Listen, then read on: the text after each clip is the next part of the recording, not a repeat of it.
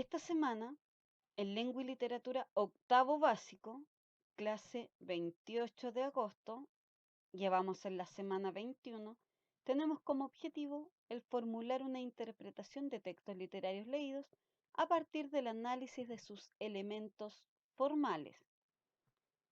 El género lírico, que es donde vamos a trabajar esta semana, su función es expresar sentimientos. El género lírico, ¿cierto?, se basa principalmente en lo que es la modificación del lenguaje cotidiano, se modifica para expresar estos sentimientos, se transforma el lenguaje y dentro, ¿cierto?, de lo que es el género lírico, tenemos ciertos elementos constitutivos, como el hablante lírico, los versos, las estrofas, los ritmos, rimas y figuras literarias. Todos estos elementos los vamos a ir explicando uno por uno. En sí, el género lírico, recuerden que cada género literario tiene una intención comunicativa y en este caso, la intención comunicativa, el propósito del género lírico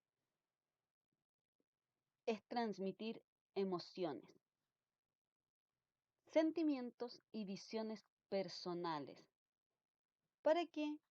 Para que el lector se sienta identificado con esta emocionalidad que es transmitida por el poeta a través de las obras que él está escribiendo. Su función en sí es inspirar sensaciones de ensoñación. Tenemos dentro del género lírico varias subclases, los poemas, ¿cierto? Las canciones, los acrósticos, las coplas. En fin, hay muchos tipos de textos líricos. Se caracteriza en sí por lo que es la musicalidad, la belleza y el ritmo, y su estructura está determinada por estrofas, que es el conjunto de versos. Los versos, ¿cierto?, son cada línea del poema, de una forma muy coloquial, y la estrofa está compuesta por líneas, por versos. En cuanto a sus elementos formales, lo primero que encontramos es un hablante lírico. El hablante lírico es quien transmite sus sentimientos o emociones en la obra literaria. No es el poeta. El hablante lírico es un ser ficticio, creado por el autor y que nos comunica su propia interioridad, que también es ficticia.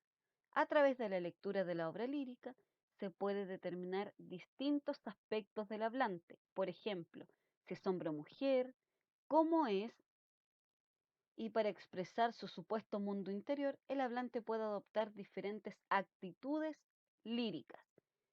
Y dentro de las actitudes líricas son tres, ¿cierto? Encontramos la actitud enunciativa, la apostrófica y la carmínica o de la canción.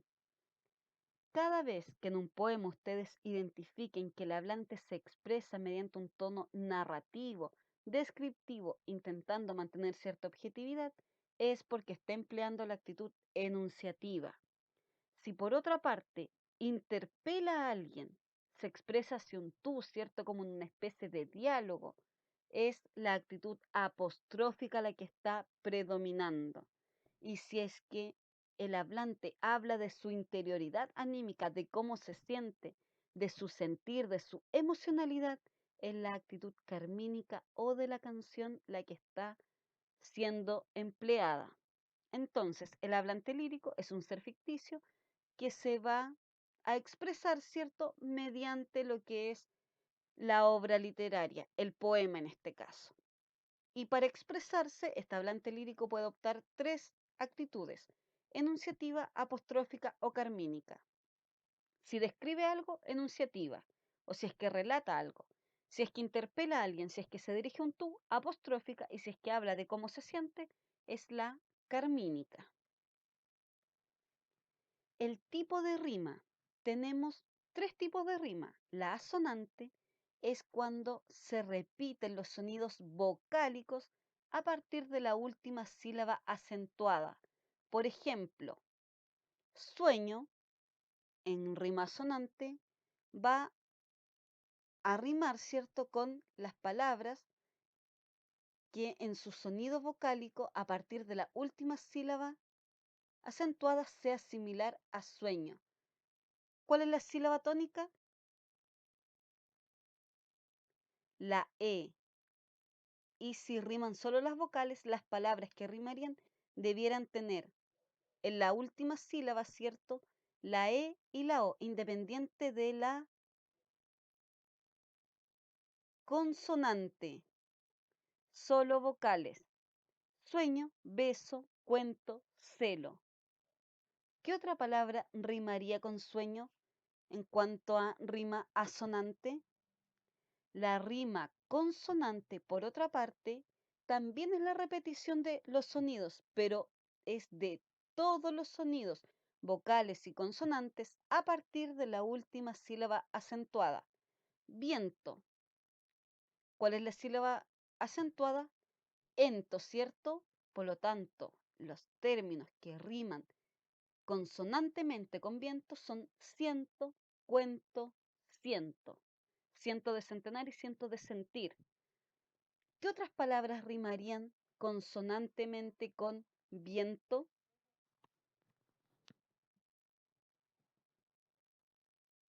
Y la rima libre es aquella que no se rige por ningún tipo de norma, no como lo que es la rima sonante ni la consonante.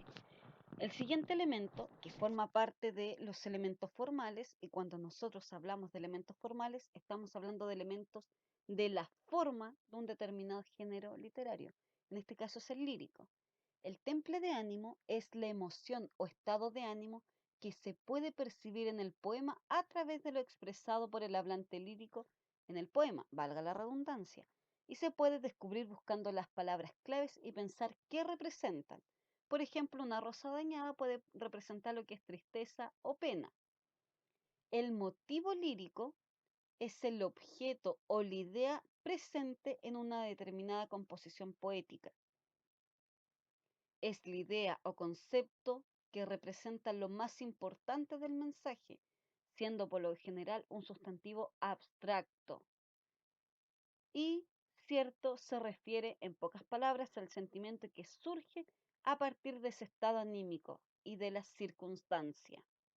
En este ejemplo, cierto, tenemos por una mirada un mundo, por una sonrisa un cielo, por un beso yo no sé qué te diera por un beso. ¿Cuál es el motivo lírico? ¿Qué lo lleva a escribir, cierto? ¿Qué concepto, qué idea? Es el amor. El objeto lírico es la circunstancia o ser que provoca un estado anímico determinado en el poeta. Viene a ser cierto, si volvemos al mismo ejemplo anterior, en donde se está hablando del motivo lírico que es el amor, ahora, ¿qué lo lleva a escribir acerca de este tema? Va a ser el objeto lírico. Quizás es la persona, ¿cierto?, amada. Acá tenemos otro ejemplo. Vosotras, las familiares, inevitables golosas. Vosotras, moscas vulgares, me evocáis todas las cosas. ¿Cuál es el objeto? ¿Qué circunstancia, qué ser provoca un estado anímico? Son, en este caso, ¿cierto?, las moscas. Las figuras literarias es modificar el lenguaje que empleamos a diario para darle un sentido figurado. Y tenemos distintos tipos de figuras literarias. No los vamos a explicar todos, solo vamos a explicar los más comunes. La aliteración es la repetición de uno o más sonidos en un verso. Por ejemplo, en mi duerme vela matinal me malhumora una endiablada chillería de chiquillos. Se repite, cierto, un sonido en los versos. La onomatopeya es la representación del sonido. En pocas palabras, ¿cierto? Es la representación del sonido. En la tristeza del hogar golpea el tic-tac del reloj. Se reproduce el sonido del reloj en este caso.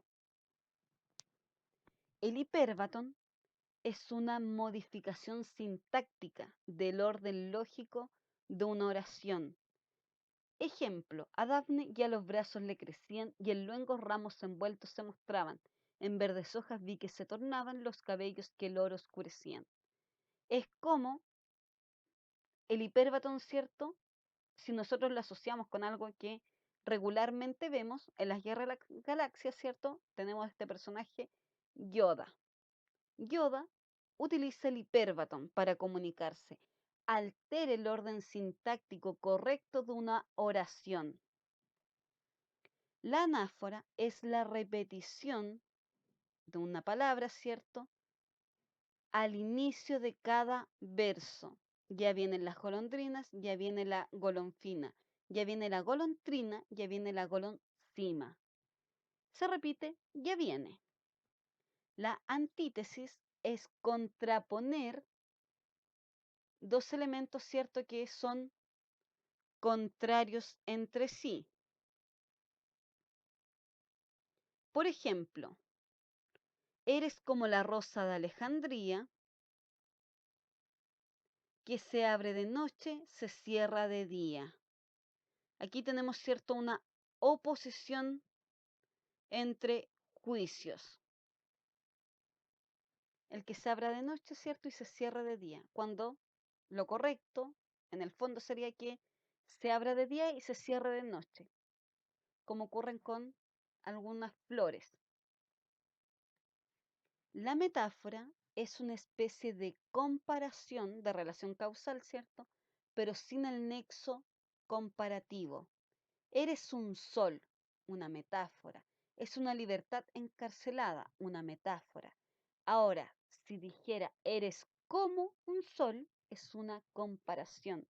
Eres igual a un sol, comparación. Es una libertad como encarcelada, o es una libertad que parece encarcelada, vendría a ser, cierto, una comparación también. La metáfora es la comparación, pero sin este nexo comparativo, sin el como, sin el similar, sin esta palabra que una los dos términos haciendo la comparación de forma evidente. La comparación, como lo acabamos de explicar, ¿cierto? Necesitamos este nexo. Es la metáfora, pero incluyendo el nexo como. El como generalmente se asocia con comparación. Me desespero como si fuera un huracán de lava.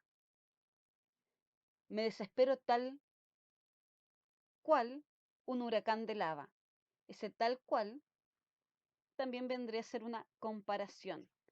La hipérbole es una exageración de algunas cualidades. Se puede tomar como el engrandecimiento exagerado o el empequeñecimiento exagerado de algún elemento. Las más veces me entretengo, otras resisto con tal furor, con una fuerza nueva que un monte puesto encima rompería. Aquí, cierto, hay una exageración de fuerza, con una fuerza nueva que un monte puesto encima rompería. Tanta la fuerza, cierto, que rompería un monte completo. Y la personificación es atribuirle cualidades humanas a objetos, a seres inanimados o que no son racionales. Es decir, cada vez que ustedes atribuyen una cualidad que es netamente humana, el hablar, el sonreír, cada vez que ustedes entonces atribuyen una cualidad humana a un objeto, a un ser que es inanimado o es irracional, están haciendo uso de la personificación. Y la sinestesia es percibir, ¿cierto?, un estímulo con los sentidos contrarios. Con el olfato siento olores, ¿cierto? Y una sinestesia vendría a ser hacer, ¿cierto?, que con el olfato quizás vi algo. Con el sentido, los cinco sentidos, tacto, olfato, vista, gusto, oído, percibo ciertos elementos que son contrarios, que no puedo percibir. A lo mejor con el tacto leí palabras, braille, ¿cierto? Ese ejemplo se podría considerar como braille. Con el tacto saboreé palabras, una cualidad que no es propia del tacto. Sabe, si alguna vez tus labios rojos quema invisible atmósfera abrazada, que el alma que hablar puede con los ojos hablando, ¿cierto? También puede besar con la mirada y la mirada besando. Hablar con los ojos, besar con la mirada. Sinestesia. Se perciben cualidades con los sentidos contrarios. Finalmente, la actividad de esta semana. Lo primero que deben hacer es identificar los elementos formales del género lírico en el poema Círculo de Elicuras Chihuahua. Y la segunda es formular una interpretación del poema Círculo relacionándolo con el fragmento Recado confidencial a los chilenos, que también es de Elicuras Chihuahua. Leemos el poema Círculo. Somos aprendices en este mundo de lo visible e ignorantes de la energía que nos habita y nos mueve y prosigue invisible, su viaje en un círculo que se abre y se cierra en dos puntos que lo unen, su origen y reencuentro en el azul. Recado confidencial a los chilenos. En el EPU, relato del origen del pueblo mapuche, nuestros antepasados dicen que el primer espíritu mapuche vino desde el azul, pero no de cualquier azul, sino del azul del oriente. Y como en nuestra tierra no había nada que pintar ese azul, como el expresado en el cielo profundo, intenso, dijeron que el azul existe en el oriente y en el espíritu y el corazón de cada uno de nosotros, y que cuando el espíritu, en la brevedad de su paso por este mundo, abandona el cuerpo, se va hacia el poniente, a llamar el balsero de la muerte para que le ayude a cruzar el río de las lágrimas y llegar hacia la isla, el país azul, en la que habitan los espíritus de nuestros antiguos. Hablamos, cierto, de la cosmovisión del pueblo mapuche, la significación del azul, este color con un significado fundamental para la cultura del pueblo mapuche, un color que representa sus orígenes, sus dioses, aquel elemento espiritual, lo más elevado dentro de su espiritualidad. Es tan sagrado que dentro, cierto, de su mundo no hay ningún elemento que dé esa tonalidad de azul, que se asocia, cierto, con el primer espíritu. Y dentro de Círculo, cierto, este poema también se hace alusión a este color y su significación. Ustedes deben interpretar el poema Círculo a partir de la lectura de Recado Confidencial a los chilenos. Pero antes identifica los elementos formales que hemos explicado en las diapositivas anteriores. El desafío de esta semana sigue siendo lenguaje, fluidez verbal fonológica, de sonido, ¿cierto? Y necesitamos buscar palabras que comiencen con pla, plaza, ejemplo, ¿cierto? Palabras que comiencen con tar, tarta, y palabras que comiencen con tro, como trotar.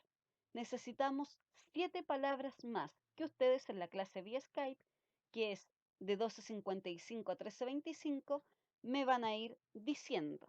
Nos vemos entonces en el horario de clases vía Skype. No se olviden de participar en estas clases. Que estén bien.